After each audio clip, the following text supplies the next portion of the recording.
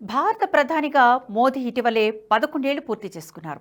ఈ 11 ఏళ్లలో దేశ పౌరుల భద్రత విషయంలో మోదీ అత్యంత శ్రద్ధ వహించిన సందర్భాలు అనేకం. వాటిలో ముఖ్యమైనవి 11 ఆపరేషన్స్ గురించి తెలుసుకుందాం. అధికారంలోకి వచ్చిన ఏడాదికి 2015 మార్చిలో ఆపరేషన్ రాహత్ను చేపట్టిన మోదీ ప్రభుత్వం యొమన్ అంతర్యుద్ధంలో చిక్కుకుపోయిన 5,600 మందిని రక్షించింది. వీరిలో 960 మంది విదేశీయులు కూడా ఉన్నారు. 2015 ఏప్రిల్లో ఆపరేషన్ మైత్రి నేపాల్కు ఆపన్నహస్తం అందించింది.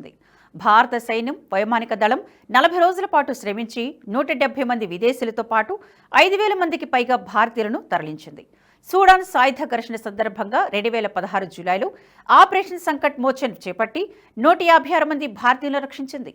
2020 జూన్లో 52 రోజుల పాటు శ్రమించి ఆపరేషన్ సముద్ర సేతు ద్వారా మాల్దీవులు, ఇరాన్, శ్రీలంకలోని 3,992 మంది భారతీయులను స్వదేశానికి చేర్చింది భారత్. కరోనా విపత్తు సమయంలో వందే భారత్ మిషన్ ద్వారా 67,50,000 మంది భారతీయులను స్వదేశానికి చేర్చింది. 2021 ఆగస్టులో ఆఫ్ఘన్పై తాలిబాన్లు దాడి చేసినప్పుడు ఆపరేషన్ దేవి శక్తి ద్వారా పేరుతో 800 మంది భారతీయులను రక్షించింది.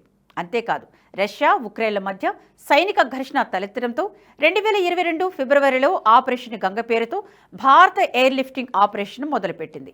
ఇప్పటికీ వేలాది మందిని రక్షిస్తూనే ఉంది.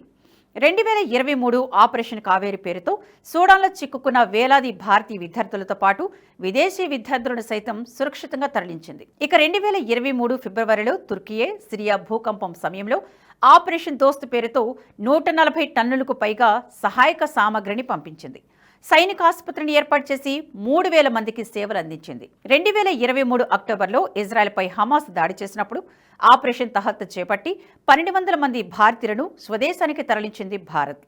ఈ ఏడాది మార్చిలో భూకంపంతో వెలువెల్లాడిన మయన్మార్ కోసం మోదీ ప్రభుత్వం ఆపరేషన్ బ్రహ్మ చేపట్టింది. C-130J విమానం ద్వారా యాంగూన్కు 15 టన్నుల సహాయక సామగ్రిని పంపించి ఆదుకుంది.